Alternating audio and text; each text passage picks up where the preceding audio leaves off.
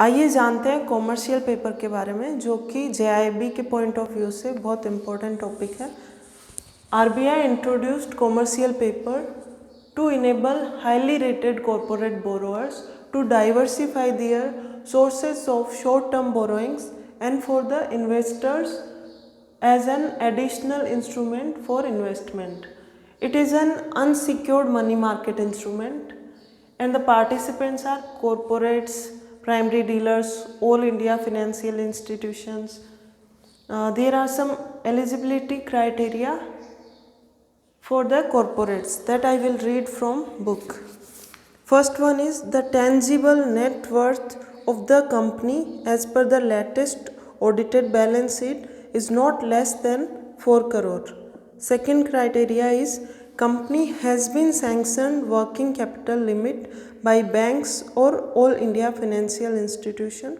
Third one is the borrowal account of the company is classified as a standard asset by financing institution.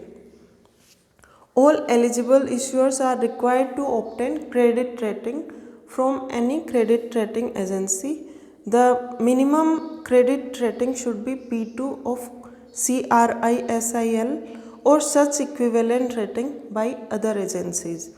CP can be issued for maturity for a minimum of 7 days to maximum 1 year, and they are issued in denomination of 5 lakh, that is minimum denomination, and after this multiple of 5 lakh. CP can be issued as a stand-alone product. The aggregate amount of CP from an issuer shall be within the limit as approved by its board of directors or quantum indicated by credit rating agency for the specified rating, whichever is lower.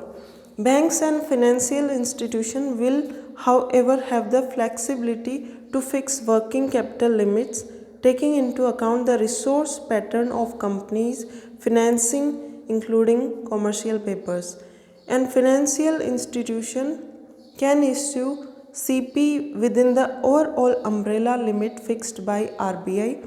Issue of CP together with other instruments viz. Term money borrowings, term deposits, certificate of deposit and intercorporate deposit should not exceed 100% of its net owned funds as per the latest audited balance sheet.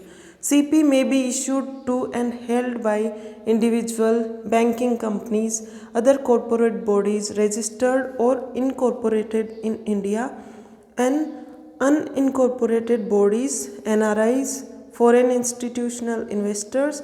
However, investment by foreign institutional investors would be within the limits set for their investment by SEBI.